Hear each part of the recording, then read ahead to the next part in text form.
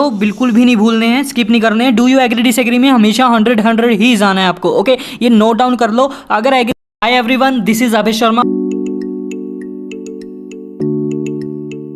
और आज हम इस वीडियो में बात करेंगे राइटिंग टास्क 2 के टॉपिक रिलेटेड। लाइक हम इसमें एक क्वेश्चन देखने वाले हैं, उसकी हम इंट्रोडक्शन के ऊपर बात करेंगे, BP1 BP2 कंक्लूजन तक मैं आपको पूरा लिख के दिखाने वाला हूँ यहाँ कि अक्सर स्टूडेंट किस तरह से करते हैं और कौन कौन सी गलतियाँ हमें नहीं करनी चाहिए। अगर आपका एग्जाम है अपकमिंग मंथ में या इस मंथ में, तो आज से 7 वीडियोज़ मैं आपको अपलोड करने वाला हूँ। हर रोज़ 2 बजे का एक लेक्चर अपलोड हो जाए करेगा चैनल पर, और इन्हीं लेक्चर के जरिए मैं आपको ये बताऊँगा कि आप मतलब आपकी प्रैक्टिस किस तरह से कर सकते हो लास्ट वीक में अपने एग्जाम की। ओके, तो इसमें मैंने एक क्वेश्चन चूज किया है, like government should prohibiting the under as children for getting full time job in certain Nations. कुछ नेशंस में गवर्नमेंट की प्रोहिबिटिंग का मतलब होता है कि रोक लगाना, कि रोक लगाती है कि स्टूडेंट्स को फुल टाइम जॉब नहीं करना चाहिए। अंडर एज चिल्ड्रन का मतलब है जो भी उस नेशन की एक लिमिट एज है ना, 18 है जैसे इंडिया में, तो इसी तरह से अगर 18 से नीचे है कोई भी स्टूडेंट तो उसको फुल टाइम जॉब नहीं करना चाहिए, या कोई भी चिल्ड्रन। तो इसके ऊपर हम बात करने वाले हैं, इसके आइडियाज़ भी देखेंगे। आइडियाज़ देखो, अगर आपको अभी भी थोड़ा प्रॉब्लम आ रही है कि आप आइडियाज़ किस तरह से जनरेट कर सकते हो, तो देखो यार, वो आपको प्रैक्टिस के साथ ही इंक्रीज़ होंगे आपको। अगर आप ऐसी ऐसी टेक्निक्स यूज़ करोगे, लाइक डिफरेंट क्राइटेरिया में उसको सोचोगे आइडियाज़ को कि क्या हो सकता है, तो वो इरेलीवेंट भी जा सकता है। So be careful with that and please इसकी प्रैक्टिस ज़रूर करो, how to generate the ideas, क्योंकि ये प्रैक्टिस करने के साथ साथ ही जनरेट होंगे या फिर थोड़ा। हाय गाइस, ये वीडियो शुरू करने से पहले मैं यहाँ आपको कुछ ऑफर्स के बारे में बताना चाहता हूँ। Hope so these offers are very very useful for you. इस मंथ में अनअकैडमी बहुत से बैचेस लॉन्च करने वाली है ऑन द बिहाफ ऑफ आपकी राइटिंग के ऊपर, स्पीकिंग के ऊपर, रीडिंग के ऊपर, आपकी स्किल को बूस्ट करने के लिए। और आपको इन सभी कोर्सेज में, लेक्चर्स में क्या क्या मिलने वाला है, तो सबसे पहले तो रिवीजन सेशन, कि बहुत से स्टूडेंट्स को इस चीज़ के बारे में बहुत ज़्यादा प्रॉब्लम होती है कि उनकी रिवीजन किस तरह से होगी, तो उसके लिए अलग सेशन होंगे, प्रैक्टिस होगी, मॉक टेस्ट होंगे, जो हर एक आइल्स एस्पिरेंट्स को नीड होती है कि प्रैक्टिस उनकी अच्छी से होनी चाहिए। You also get in touch with your trainer while live classes and the daily quick quizzes also be held by the trainers। सबसे पहले हमारे पास बैच आता है राइटिंग का, जिसमें आपको 7+ बैंड के सेंटेंस स्ट्रक्चर्स बताए जाएंगे, जिससे आप क्विक आइल्स करके अपने बैंड सिक्योर कर सकते हो। सेकंड वन, जो भी आइल्स एस्पिरेंट्स हैं, स्टूडेंट है जो रीडिंग में बहुत ज़्यादा प्रॉब्लम फेस कर रहे हैं, उनके लिए बहुत ही ज़्यादा गोल्डन चांस है ये, क्योंकि अनअकैडमी ऑफर कर रही है रीडिंग का एक पावर पैक कोर्स, जिसमें आपको रीडिंग की सभी स्ट्रेटेजीज बताई जाएगी विद प्रैक्टिस। प्रैक्टिस के साथ आप उन स्ट्रेटेजीज को फॉलो कर सकते हो और अपनी रीडिंग में जितनी भी प्रॉब्लम्स है उसको सम अप कर सकते हो। The third one is the speaking. अक्सर स्टूडेंट को इस चीज़ में बहुत ज़्यादा हेजिटेशन होती है कि वो अपनी स्पीकिंग किस तरह से देंगे इन फ्रंट ऑफ एग्जामिनर, लेकिन इसमें आपकी पूरी प्रैक्टिस कराई जाएगी इन कोर्सेज में विद स्पीकिंग। एक ट्रेनर आपके ऊपर ही पूरा फोकस करेगा, जिसमें आपको बताएगा कि आप किस तरह से अपनी स्पीकिंग इंप्रूव कर सकते हो, लाइक किस तरह से आप वोकैब ऐड कर सकते हो, कैसे कैसे आप सेंटेंस फॉर्मेशन स्पीकिंग में कर सकते हो for improving your speaking and so on. और अगर आप कोड यूज करोगे given by the pro learning, like Pro7 is the code, अगर आप ये कोड यूज करोगे तो आपके लिए और बेनिफिशियल होगा, क्योंकि इससे आपको 10% ऑफ मिलने वाला है हर एक सब्सक्रिप्शन पे। तो चेक इट नाउ, अभी जाओ, नीचे डिस्क्रिप्शन में मैं लिंक दे दूंगा, वहां पर क्लिक करो और जाके आपको अपने आप ही पता लगता रहेगा कि आपको आगे आगे क्या करना है। और आपको 7 लिखना नहीं भूलना है, ये आपका कोड है 10% ऑफ के लिए। माइंड शार्प रखो अपना, है ना। तो अब इसमें देखते हैं हम इंट्रोडक्शन किस तरह से लिख सकते हो। तो इंट्रोडक्शन का हमें पता है पैटर्न, पैराफ्रेज करेंगे, फिर उसके बाद ओपिनियन दे देंगे अपना छोटा सा एक, और फिर उसके बाद ओपिनियन में ही हमारी थीसिस भी ऐड कर देंगे, जो हमारी इंट्रोडक्शन हो जाएगी, है ना। जर्नल लाइन वगैरह ये हमें कुछ देने की ज़रूरत ही नहीं है। और before starting this video actually I would like to you, जब आपके ऐसे ऐसे कमेंट मिलते हैं जैसे आप स्क्रीन पर रहे हो, तो मुझे बहुत ज़्यादा मोटिवेशन मिलती है। लाइक इसीलिए मैं ये मिनी कोर्स आपके लिए लेके आया हूँ, आज से 7 दिन के लिए, बिल्कुल फ्री है, और इसके नोट्स भी आपको डिस्क्रिप्शन में मिल जाएंगे। इसमें मैं आपको यही बताऊंगा कि आप अपनी प्रिपरेशन किस तरह से कर सकते हो आइल्स की, है ना, राइटिंग की। अगर नेक्स्ट मंथ भी आपका एग्जाम है ना, तो ये वीडियो आपके लिए हेल्पफुल होने वाली है, और इसके साथ साथ पूरी सीरीज़ आपके लिए हेल्पफुल होने वाली है, जो लेक्चर्स अब अपकमिंग आएंगे इस सीरीज़ में, है ना। तो इंट्रोडक्शन शुरू करते हैं। तो इंट्रोडक्शन में हम करेंगे इरिफिटेबली, इसका मतलब होता है इट इज़ ट्रू डैट। अगर आप ये लिखो तो भी ठीक है, नहीं अदरवाइज आप उसके बाद भी लिख सकते हो it is true that. Okay, यहाँ मैं पैराफ्रेजिंग करने वाला हूँ। तो irrefutably academic study plays art and partial का मतलब इंपॉर्टेंट होता है role in the children's life. अब देखो, ये जर्नल लाइन है और बिल्कुल सिंपल सी आपको बताने के लिए लिखी है कि 6 और 6.5 बैंड एक एस्पिरेंट किस तरह से अपना राइटिंग टास्क लिख सकता है ना। तो अगर चाहो तो इसको स्किप कर सकते हो, अदरवाइज आप यूज़ भी कर सकते हो, है ना। तो repeatably academic study plays an part and partial role in children's life due to that, या ड्यू टू विच भी यूज़ कर सकते हो डैट की जगह, due to that theories of some nations forbid. Forbid का मतलब क्या होता है? फोरबिड का मतलब होता है प्रोहिबिटिंग। ये कुछ ऐसे ऐसे वकैब हैं जो आपको आनी चाहिए। अगर आपको अभी तक वकैब वगैरह नहीं पता है कि किस तरह से यूज़ करनी है, तो इसके ऊपर मैं 2 वीडियोस बना चुका हूँ, पार्ट 1 और पार्ट 2। डिस्क्रिप्शन में आपको लिंक मिल जाएगा कि वकैब आप किस तरह से यूज़ कर सकते हो। ओके, अपने राइटिंग टास्क 2 में आप वकैब ज़रूर यूज़ करो, लेकिन कुछ ऐसे ऐसे वर्ड यूज़ ना करो लाइक जो भी आपने देखा इंटरनेट पर और वही चक के यूज़ कर लिया। लेकिन उसके पहले, सबसे पहले तो उसके प्रैक्टिस एग्जाम्पल्स देखो, किस तरह से उसके एग्जाम्पल्स होते हैं। आप गूगल पर टाइप करोगे तो ईजी मिल जाएंगे, आपको ढेर सारे एग्जाम्पल्स मिल जाएंगे। तो वो देखो किस तरह से यूज़ हुआ है, कहाँ कहाँ किस किस सिचुएशन में वो वर्ड यूज़ हुआ है। उसके बाद आप अपने राइटिंग टास्क 2 में यूज़ कर सकते हो, लेकिन डायरेक्टली आप एक्सपेरिमेंट अपने राइटिंग टास्क 2 पे मत करो। आपकी सेंटेंस फॉर्मेशन भी बिगड़ सकती है इसके साथ, और इसमें जो आपका मेन फोकस है आपके लैकिंग पॉइंट्स पर, वो भी बिगड़ सकता है। So be careful with that kind of things that students do whenever they learn IELTS. Okay, that authorities of some nations forbid the underage children to do full-time work. Okay, बिल्कुल simple सी paraphrasing है, कुछ भी ज़्यादा इसमें हुआ नहीं है, क्योंकि मैं यहाँ सिनोनिम की यूज़ करके आपको पैराफ्रेजिंग करना चाहता था कि आपको दिखाऊं एक बार कि सिनोनिम का यूज़ करके किस तरह से पैराफ्रेजिंग होती है। और इसके ऊपर पैराफ्रेजिंग किस किस तरह से कर सकते हैं, इसके ऊपर वीडियोस ऑलरेडी चैनल पे है और आप वो जाकर देख सकते हो। 3 मेथड मैंने डिस्कस किया है कि किस किस तरह से आप कर सकते हो, कॉम्प्लेक्स सेंटेंस फॉर्मेशन, पैराफ्रेजिंग, और अपना ये हो गया सेंटेंस फॉर्मेशन चेंज करके like active to passive, passive to active. आप जाकर डिटेल में देख सकते हो वीडियो, मैं ऊपर आई आइकन पर भी लिंक दे दूँगा, डिस्क्रिप्शन में भी लिंक दे दूँगा। अदरवाइज नहीं भी मिले यार तो थोड़ी रिस्पॉन्सिबिलिटी आपकी भी है। अगर आप क्लियर करना चाहते हैं तो प्लीज़ विजिट करो चैनल पे। अगर इस पे चैनल पे आपको कुछ भी फ्रूटफुल ना लगे तो यार स्कीप इट, अनसब्सक्राइब करके ब्लॉक कर दो, भी आपके पास आए ना, नॉट इंटरेस्टेड कर दो। ओके, लेकिन आप अपनी रिस्पॉन्सिबिलिटी समझो। ओके, तो अब हम क्या करेंगे, हम अपना ओपिनियन देंगे। ओके, आई एग्री, मैं इससे एग्री करता हूँ भाई, ठीक है ना। मुझे पता है कि हाँ, अंडर जो एज है चिल्ड्रन को, उसको प्रोहिबिट करना चाहिए गवर्नमेंट को। क्यों करना चाहिए, उसके पास, मेरे पास रीज़न है उसके लिए, इसलिए मैं इसको एग्री कर रहा हूँ। क्यों? सबसे पहले तो इसका एजुकेशन बहुत बड़ा फैक्टर है ना, कि एजुकेशन में बहुत ज़्यादा वो होती है कि डिस्टर्बेंस होती है, लगा सकते हैं हम, है ना। तो ऐसे ऐसे बहुत से रीजंस हैं जो हम डिस्कस करेंगे BP1 में। तो पहले ओपिनियन दे देता हूँ, I agree with this rubric. Rubric का मतलब भी नोशन होता है। नोशन का मतलब हमारे पास क्या होता है, नोशन का मतलब एक स्टेटमेंट होती है। Okay, rubric and this essay would shed light on the valid points in the subsequent paragraphs. Okay, तो यहाँ तक आपको इंट्रोडक्शन समझ में आई होगी। अब हम अपने BP1 और BP2 पे चलते हैं, और BP1 BP2 किस तरह से लिखने हैं वो देखते हैं हम अपना, है ना। यहाँ तक कुछ भी आपको डाउट हो ना तो आप कमेंट कर सकते हो। Okay, don't worry about that. जब भी मुझे आपका कमेंट मिलता है वो मेरे लिए बहुत ज़्यादा वैल्यूएबल होता है, और मैं कोशिश करता हूँ मैं उसी टाइम आपका रिप्लाई करूँ उस कमेंट का। ओके, कोई भी आप कमेंट चेक के देख लो, ऐसा कभी नहीं हुआ है कि मैंने उसको ना देखा हो या फिर मैंने कभी उसका रिप्लाई ना किया हो। किसी भी वीडियो पर देख सकते हो आप। तो आप इंस्टाग्राम पर भी मैसेज कर सकते हो, वहाँ भी रिप्लाई ज़रूर मिलेगा। तो कोई भी प्रॉब्लम हो like your writing task 2 regarding कुछ भी हो तो आप वहाँ भी DM कर सकते हो। ओके, तो अब BP1 पे चलते हैं और BP1 में देखते हैं किस तरह से आइडिया। अब ना एक चीज़ और बताना चाहता हूँ BP1 शुरू करने से पहले, कि ये इंपॉर्टेंट है, नोट डाउन कर लो, कि अगर आपके पास डू यू एग्री और डिसएग्री आ जाए ना तो भाई ये और का मतलब ना या ही होता है। ओके, या तो आप 100% एग्री की तरफ जाओगे या डिसएग्री की तरफ। अगर ये नहीं मानी ना बात तो आपके रिजल्ट मुझे पूछ लो 5.5 ही आने वाले हैं, क्योंकि इसका एक खुद का क्राइटेरिया है कि अगर उस क्राइटेरिया से आप ना चलो ना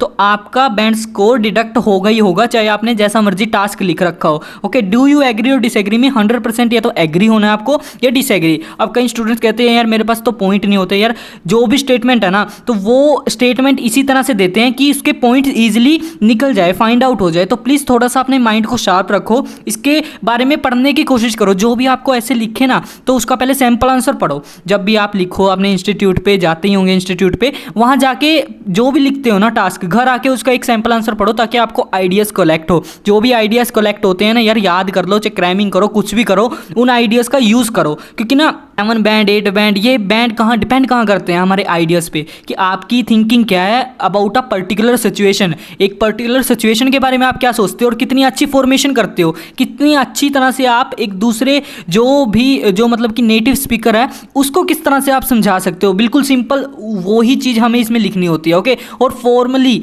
okay, not a informal, like friend को नहीं, किसी भी एक इंस्ट्रक्टर को, मेंटर को आप किस तरह से अपनी प्रॉब्लम डिस्कस कर सकते हो या अबाउट अ पर्टिकुलर पॉइंट के बारे में किस तरह से बता सकते हो। ओके होप सो ये इंपॉर्टेंट हो आपके लिए इन्फॉर्मेशन, प्लीज़ इसको ज़रूर माइंड में रखना अपने। अब BP1 और BP2 पे चलते हैं। अब BP1 BP2 शुरू कैसे करते हैं यार, आप कनेक्टर का यूज़ करते हो नहीं करते हो, एग्जामिनर को कुछ भी इसका फ़र्क नहीं पड़ेगा। अगर आप डायरेक्ट भी शुरू करोगे ना तो भी डोंट वरी अबाउट डैट, आप डायरेक्ट भी शुरू कर सकते हो। कनेक्टर्स लगाते हैं इसलिए ताकि हाँ थोड़ा सा वट पड़े कि हाँ स्टूडेंट ने कुछ तो सीखा है। Okay like to comments with, यहाँ एक चीज़ और डिस्कस करूँगा। लाइक यहाँ मेरी लाइनमेंट आप देख रहे होंगे, यहाँ मेरी लाइनमेंट बहुत गलत है, लाइक दिस। तो ये लाइनमेंट का जो है इसका ज़रूर ध्यान रखना है ना, कि जो भी लाइन हो वहीं से आपको शुरू करना है, नहीं इसके भी हमारे पास बैंड डिडक्ट ज़रूर होंगे। यहाँ मैं अंडरस्टैंडिंग के लिए आपको यहाँ इतने स्पेस से बता रहा हूँ ताकि आपको क्लियर हो, है ना, कैमरे के फ्रेम में क्लियर आए, इसलिए आपको बता रहा हूँ। लेकिन अदरवाइज आपको लाइनमेंट का ज़रूर से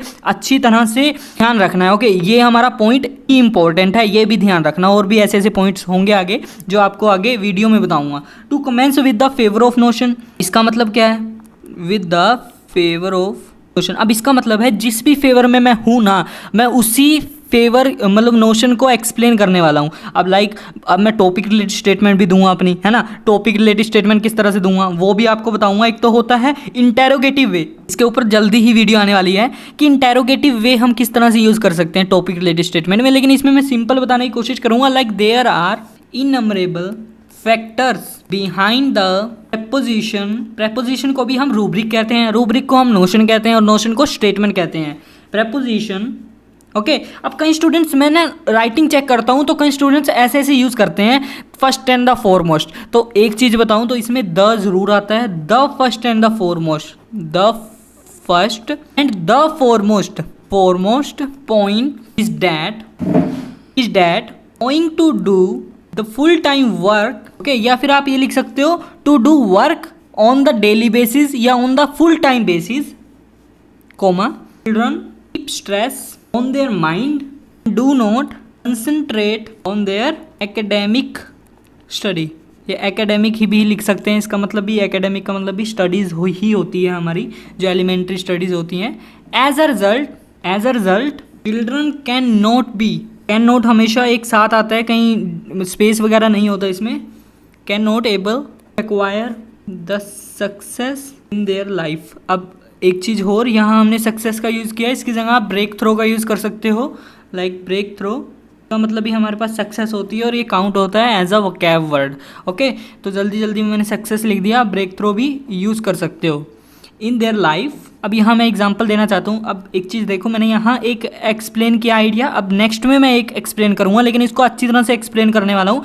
एक्सप्लेन किस तरह से, एग्जाम्पल भी दूंगा इसमें मैं।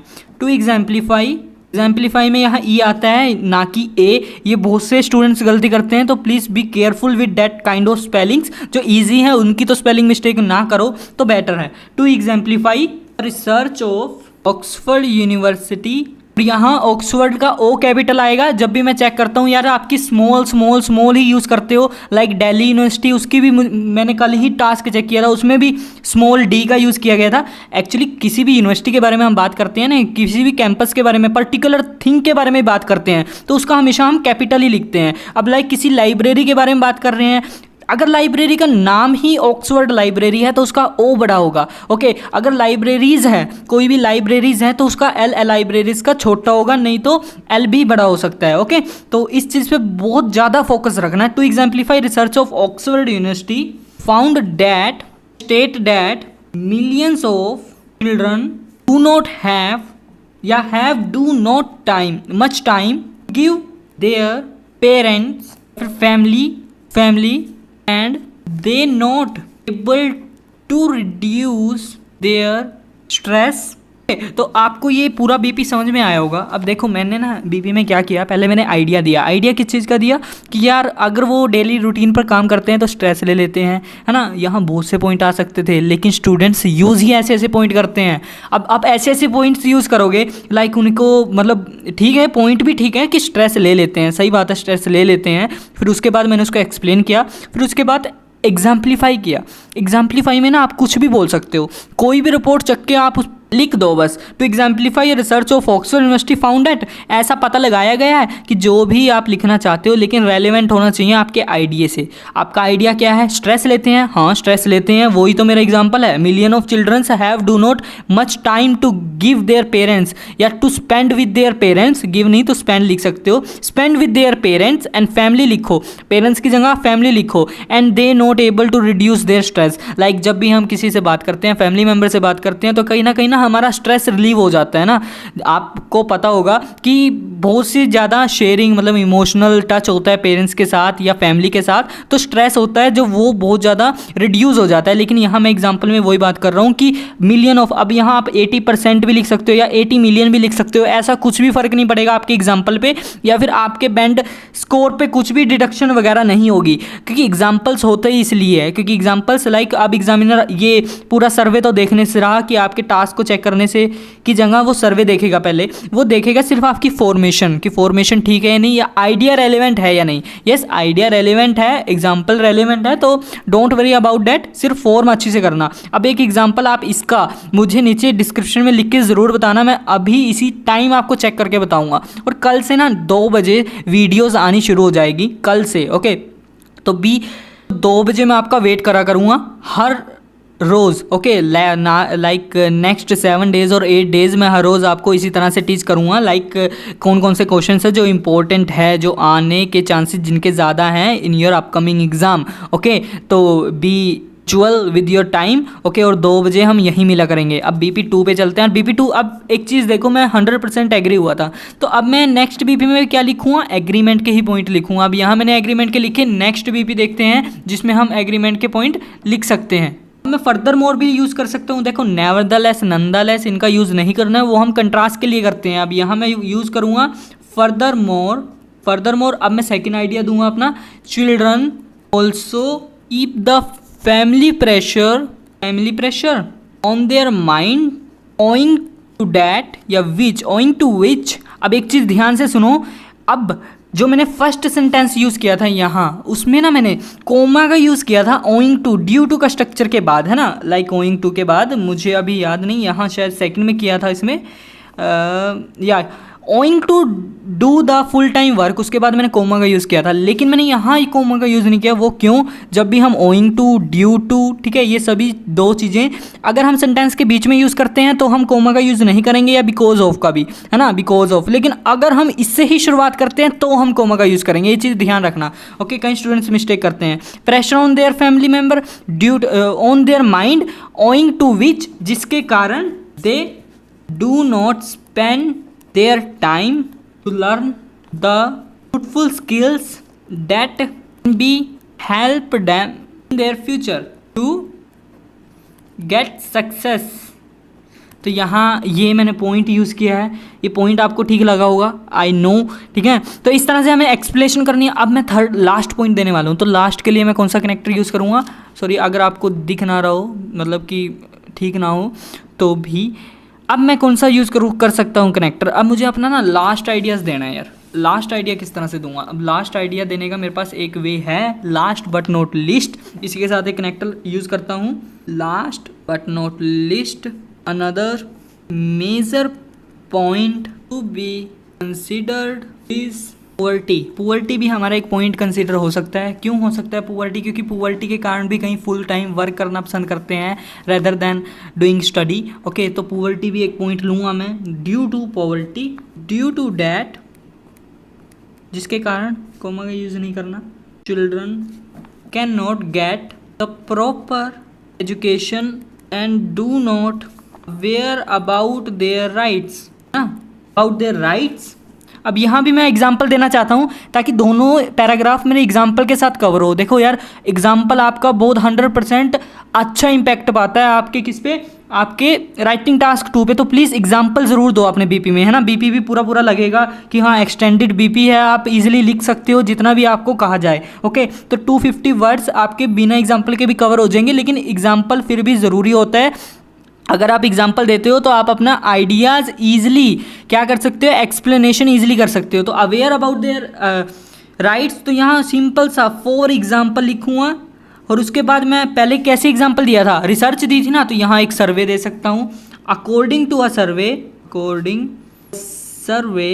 इट इज ऑब्जर्व्ड दैट, ये ऑब्जर्व किया गया है, observed that the large portion of children leave, it is observe that, ये देखा गया है कि लार्ज प्रोपोर्शन ऑफ चिल्ड्रन, हम लीव की जगह लिख सकते हैं who prefer full time work are mostly uneducated children, therefore these factors have been surfacing every now।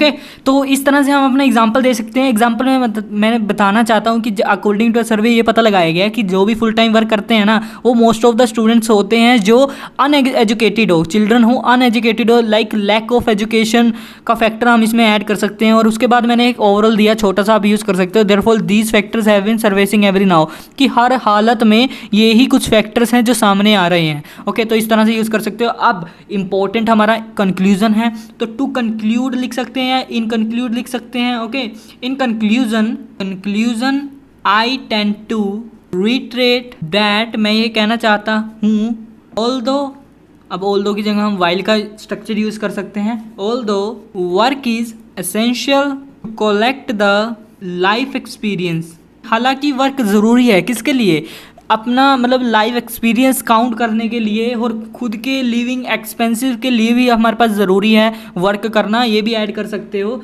लेकिन यहाँ मैं कोमा का यूज़ करूँगा, it has plethora of demerits, someone do work without permission of respective authority management, मतलब कि किसी भी authority management की अलाउंस के बिना अगर कुछ भी ऐसा किया जाए तो वो कहीं ना कहीं डीमेरिट्स उसकी काउंट होगी। ओके, तो ये हमारा पूरा एक एग्जांपल है जो हम अपने राइटिंग टास्क 2 में यूज़ कर सकते हैं। अब इसके ना इंपॉर्टेंट पॉइंट मार्क करता हूँ, like do you agree disagree. अब पॉइंट्स देखो, इंपॉर्टेंट है जो बिल्कुल भी नहीं भूलने हैं, स्किप नहीं करने हैं। डू यू एग्री डिसएग्री में हमेशा 100 ही जाना है आपको। ओके, ये नोट डाउन कर लो, अगर एग्री है तो एग्री, डिसएग्रीमेंट है तो डिसएग्रीमेंट। और ये जो लाइन है ना, लाइक हम थीसिस और अपना ओपिनियन साथ में दे सकते हैं, आप दे सकते हो। लाइक यहाँ मैंने दिया, I agree with this rubric and this essay would shed light on the valid points in the upcoming paragraphs. ये आप यूज़ कर सकते हो यार, अगर 6.5 और 6 भी आपके इजी आ सकते हैं 1 वीक में, अगर आप ऐसे टेम्पलेट्स का यूज़ करो तो। ओके, यहाँ आपको ये जो लाइन है, academic study plays and part and parcel हमारे पास एक ईडियम है, आप यूज़ कर सकते हो राइटिंग टास्क 2 में भी idiom.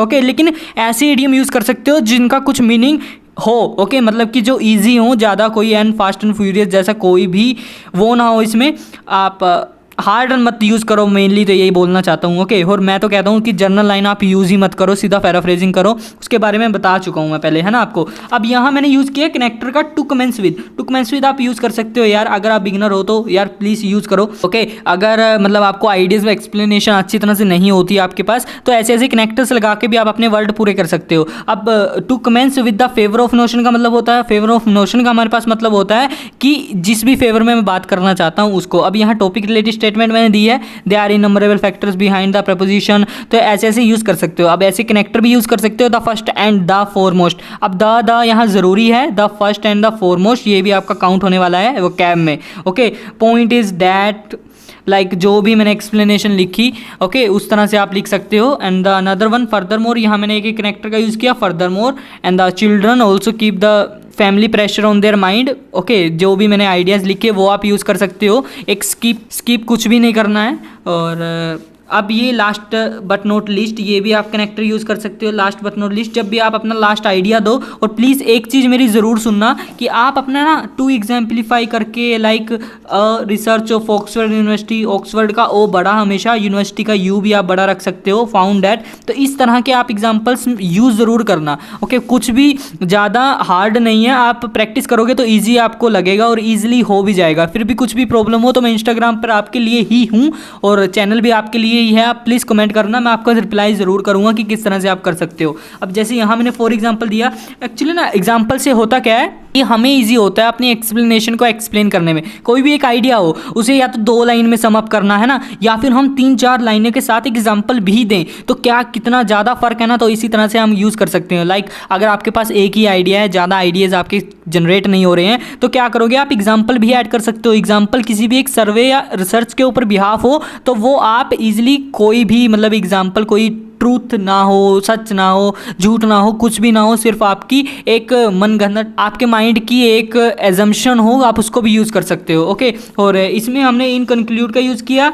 And this one also a line very very important, these factors have been surfacing every now. ऐसी लाइन्स भी आप यूज़ कर सकते हो। वैसे ऐसे आपको पता होना चाहिए, बस मतलब आप यूज़ कर सकते हो। ओके, आप अपनी स्पीकिंग में भी यूज़ कर सकते हो। और कंक्लूजन के लिए ऑल्दो का स्ट्रक्चर प्रेफर किया गया है, लेकिन आप वाइल का भी लगा सकते हो, नॉट ओनली बट ऑल्सो का लगा सकते हो। ऐसे सेंटेंस फॉर्मेशन मैं एक्सप्लेन कर चुका हूँ आपको। Hope so this video will be very very useful for you. और नेक्स्ट 7 days at 2 PM ज़रूर इसी चैनल पे मिलेंगे 2 PM। याद रखो, लिख लो, दीवार पे लिख लो, अगर रिस्पॉन्सिबल हो तो 2 बजे मुझे यहाँ पर मिलो आप, और मैं आपको ऐसी ऐसी वीडियोस देता रहूँगा। और इसी तरह से 7 दिन 8 दिन नेक्स्ट वीक तक मतलब पूरी प्रिपरेशन करेंगे अपकमिंग एग्ज़ाम्स की। ओके, तो ऐसे ऐसे ही वोकैब भी मैं लेके आऊँगा। कल हो सकता है मैं वोकैब ही आपको प्रेफर करूँ कि वोकैब करो आप अपनी। So thank you very much for watching that video. We will be back with this mini course जिसमें हम बात करेंगे अपने राइटिंग टास्क 2 के बारे में ही। ओके, ये मतलब रिवीजन लगा लो, रिवीजन है एक तरह की जो हम प्रेफर करेंगे अपने एग्ज़ाम से कुछ दिन पहले। Okay, thank you very much.